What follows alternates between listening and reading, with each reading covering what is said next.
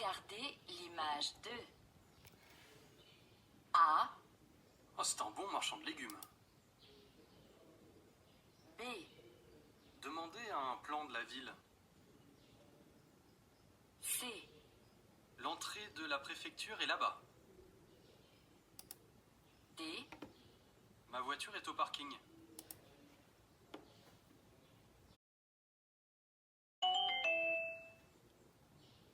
Question 3. Oh là là, cette valise est lourde et le train va partir. Est-ce que tu peux m'aider?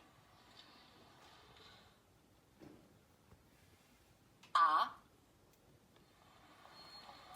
Oui, à 16 heures. B, Oui, bien sûr. C, Oui, il arrive. D, Oui, j'ai mal.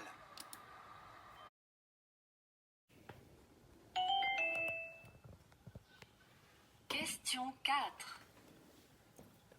Je ne trouve pas la clé de la voiture. Tu l'as vue quelque part? A, Oui, tu l'as garée devant la maison.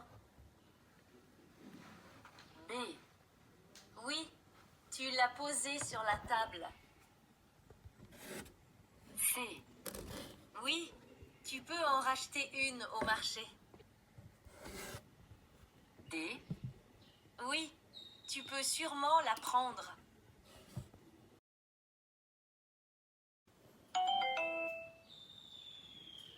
Question 5. Pouvez-vous garder ma valise, s'il vous plaît? A, Bien sûr, sans problème. B, D'accord, j'y vais. C, Désolé, il est absent. D, Merci, ça va très bien.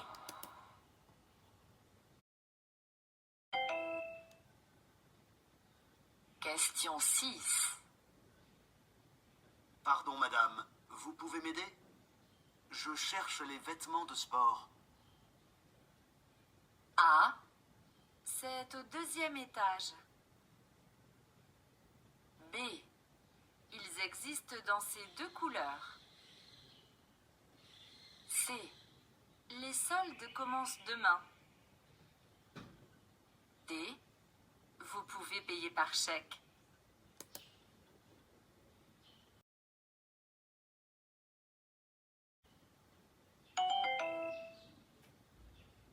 Question 7.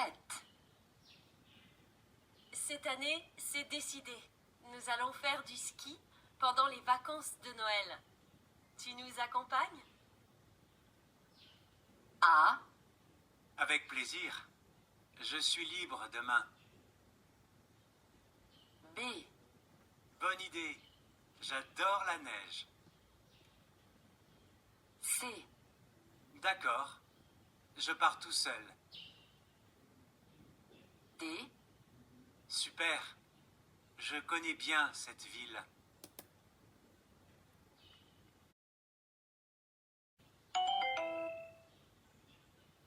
question 8. Vous avez reçu la commande de Madame Cordier? A, Oui, bientôt. B, Oui, ce matin. C, Oui, d'accord. D, Oui, pourquoi pas?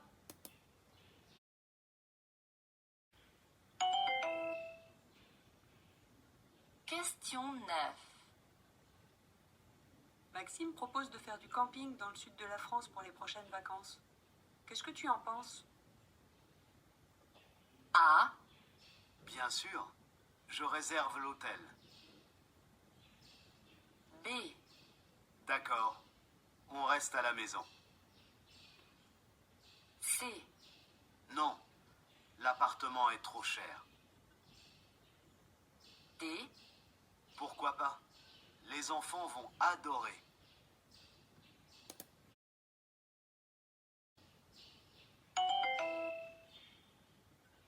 Question 10. Salut Yann, je fais une fête samedi, tu viens? Ouais, super, avec plaisir.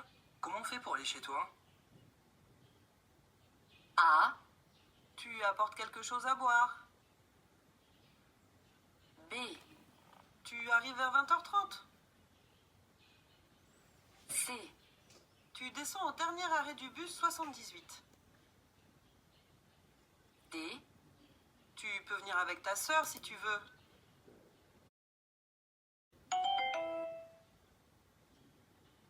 Ça ne va pas? Tu es malade? Non, mais mon mari vient de... Je suis en mer depuis les années 80. J'ai commencé le métier marin à 15 ans et demi. Vous avez pris la suite de quelqu'un Non, non, j'ai commencé dans les années 81 à la pêche et puis bon, ça a rapporté. Et puis il y avait de l'emploi ici. Ouais. Là, c'est le hasard. Oui, mais vous êtes d'ici. Oui, je suis d'ici, ça aide, mais bon, je n'étais vraiment pas attiré par la mer. C'est vrai? Ouais. Et pourtant, vous avez franchi le pas pour faire pêcheur. J'avais pas le choix, il fallait bien que je gagne ma vie. Bon, j'avais arrêté mes études. Bon, ici, à part la pêche, il n'y a pas grand-chose comme boulot. Ouais. L'économie, c'est pratiquement que la pêche. Hein. Question 19. Quelle était la motivation de cet homme pour devenir pêcheur?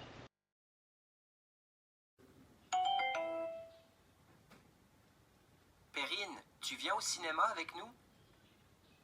Quand? Aujourd'hui? Ce soir, la séance est à 20h. Il passe une comédie romantique. Non, j'ai une réunion au bureau jusqu'à 18h. Et après, j'ai rendez-vous au restaurant avec Paul. Question 13. Qu'est-ce que Perrine va faire ce soir?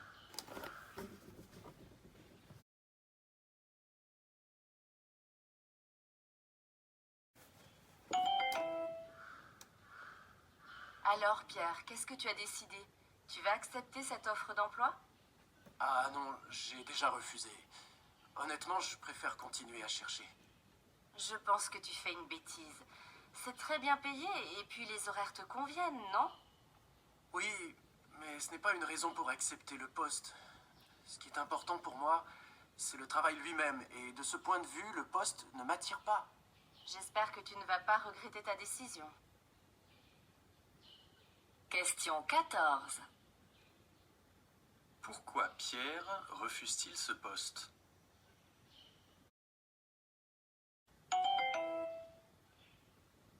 Où pars-tu en vacances cet été? Sûrement dans le sud. J'aime la pêche et mes amis de Marseille m'ont proposé leur appartement. Moi, je supporte très mal les fortes chaleurs. Ça me rend malade. Dommage. Tu aurais pu venir avec moi. Il y a de la place chez mes amis. Et si c'était toi qui venais avec moi en Irlande? C'est beau l'Irlande. Là-bas aussi, on peut pêcher. Oui, tiens, c'est une idée. Je ne connais pas du tout ce pays.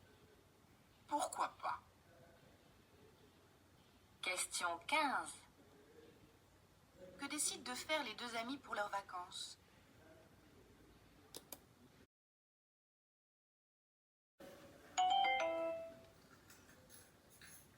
Pourquoi en si peu de temps on est venu à 7 milliards sur Terre? Parce que la mortalité...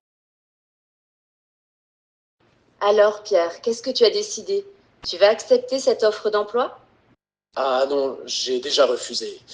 Honnêtement, je préfère... Février est l'un des mois les plus maussades au niveau de la météo. C'est souvent le mois le plus gris et le plus froid de l'année. Du coup, les gens ont tendance d'une part à surchauffer leur chambre et aussi à moins l'aérer. Or, tous les spécialistes le disent, une température intérieure au-dessus de 19 degrés et le manque d'air frais sont néfastes à la qualité du sommeil. Et cette fatigue au mois de février serait uniquement due au problème de sommeil? Non, il se trouve qu'en février, enfin en hiver, l'organisme est plus vulnérable, d'autant qu'il est mis à rude épreuve, notamment avec tous les virus qui circulent. Et puis il y a aussi le manque de lumière, un peu comme en octobre-novembre où de nombreuses personnes font la fameuse dépression saisonnière. Question 18. Qu'explique la journaliste? Et la question. Choisissez la bonne réponse.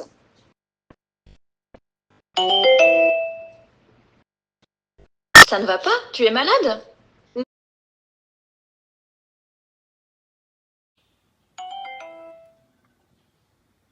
Stéphane, est-ce que Corinne est rentrée de sa mission au Japon?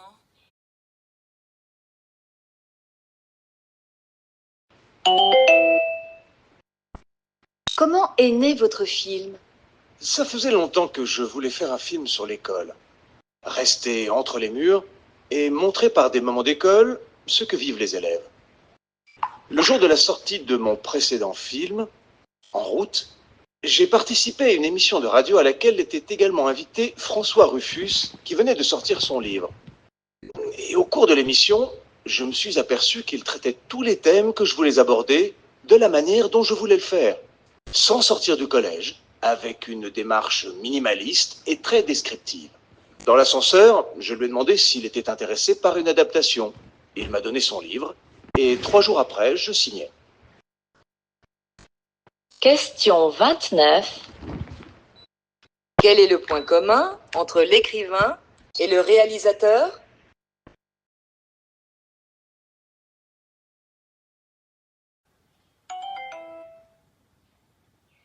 Bonjour, ravi de vous retrouver dans Grand Bien vous fasse. La pauvreté dans le monde recule, la démocratie avance, la couche d'ozone se reconstitue, ou encore le monde n'a jamais connu aussi peu de violence. Ce matin, nous recevons un rameur à contre-courant de certaines idées reçues.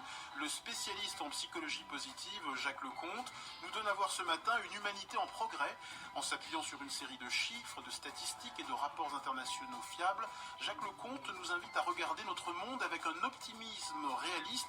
Il appelle ça l'optiréalisme, loin des discours catastrophistes des prophètes de malheur. Question 22. Que propose cette émission?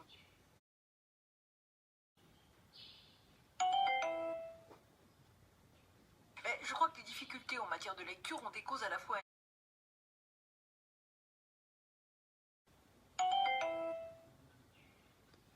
87% des gamins ne savent pas à quoi ressemble une betterave, un tiers n'ont jamais vu de poireau et un cinquième ne reconnaît pas un abricot.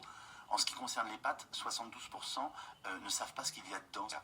Ça nous parle de nous aujourd'hui? Oui, oui, tout à fait. C'est évidemment un des grands problèmes. Il faut redonner des repères sur les aliments, savoir d'où ils viennent, comment ils poussent, à quoi ça sert. Pour cela, il faut emmener les enfants sur les marchés, faire les courses. Il faut leur montrer quand on fait la cuisine les ingrédients que l'on met. Donc il faut réapprendre la culture alimentaire qui est quand même dans nos traditions en France. Question 24. Quel problème évoquent les interlocuteurs à propos des enfants?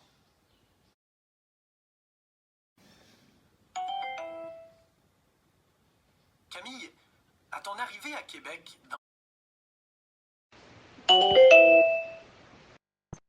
87% des gamins ne savent pas à quoi ressemble une betterave, un tiers n'ont jamais vu de poireau et un cinquième ne reconnaît pas un abricot. En ce qui concerne les pâtes, 72% ne savent pas ce qu'il y a dedans. Ça nous parle de nous aujourd'hui? Oui, oui, tout à fait. C'est évidemment un des grands problèmes. Il faut redonner des repères sur les aliments, savoir d'où ils viennent, comment ils poussent, à quoi ça sert. Pour cela, faut emmener les enfants sur les marchés, faire les courses. Il faut leur montrer quand on fait la cuisine les ingrédients que l'on met. Donc il faut réapprendre la culture alimentaire qui est quand même dans nos traditions en France. Question 24. Quel problème évoquent les interlocuteurs à propos des enfants?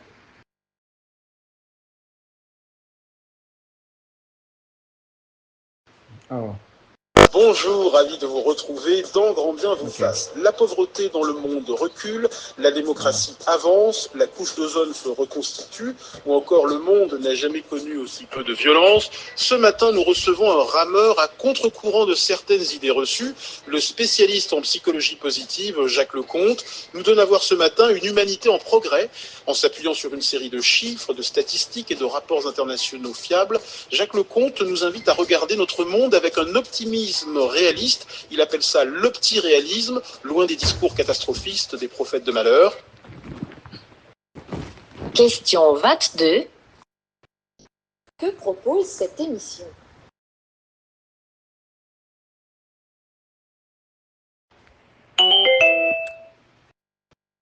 Alors Théo, comment se sont passées tes vacances? Super. Une semaine, c'était un peu court, mais je suis content. Tu es parti avec tes amis Diego et Chris, comme prévu? Non, au dernier moment, ils ont préféré aller en Espagne. J'ai donc proposé à mon cousin de m'accompagner et il a accepté. Vous avez dormi à l'hôtel? Non, on avait réservé dans un camping pas cher près de la plage. On a fait de la planche à voile tous les jours. Question 21. Que dit Théo à propos de ses vacances?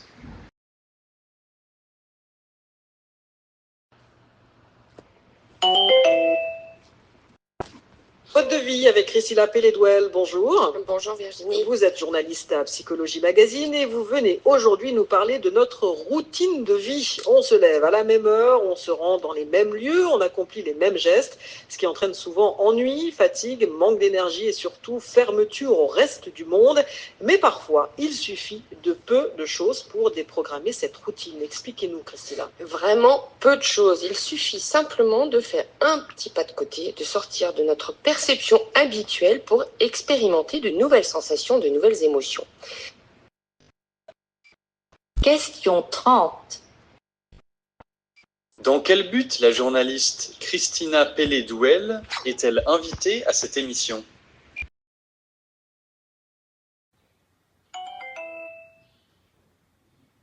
Bonjour à tous, je n'ai rien. C'est au cours de cette réunion internationale qu'un premier accord a été trouvé in extremis entre les deux pays. Et de nouvelles négociations commencent aujourd'hui. Mais sur le fond, rien n'est encore fait. En effet, il aura fallu 2 jours de négociations marathon pour parvenir à accoucher de ce document conjoint.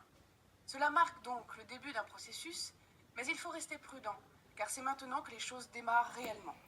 Alors, amorce d'un processus de paix ou conférence symbolique?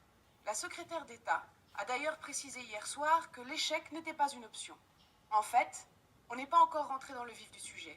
Beaucoup de points n'ont pas encore été abordés et n'ont pas été détaillés dans le document conjoint, car les deux parties n'ont pas réussi à se mettre d'accord sur la formulation.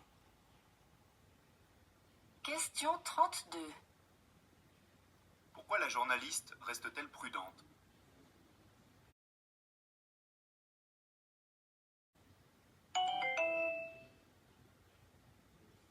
Jean-Philippe, la coalition pour l'avenir du Québec veut aussi réduire la dette.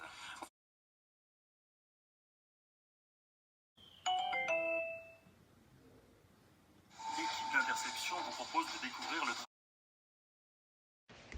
Encore une question qui est liée au temps. Pauline habite dans le sud et la neige est tombée en grosse quantité. Elle a peur que son poids ne casse les branches de ses arbres et de ses arbustes. Elle voudrait savoir donc s'il est conseillé de les agiter pour faire tomber la neige. À une condition, une seule, qu'il ne gèle pas. C'est-à-dire que si vraiment la température demain dehors est un petit peu comme ce matin, le bois est extrêmement cassant. On attend donc le redout des températures et là on peut effectivement agiter pour laisser tomber la neige et éviter que le poids ne casse les branches. Malheureusement, quantité de plantes, je pense aux gros cèdres, vont souffrir du poids de la neige car la neige représente un poids énorme qui risque de causer quantité de dommages.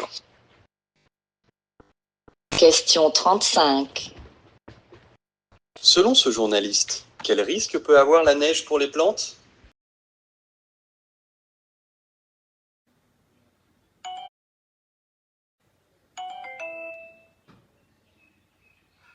J'accepte l'idée que l'homéopathie...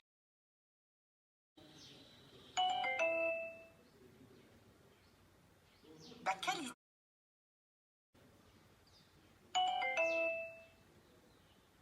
C'est une dame que je ne connaissais pas du tout. Une des 2 filles d'Irène Nemirovsky, une dame qui est décédée maintenant et qui s'appelle Elisabeth Gilles, qui était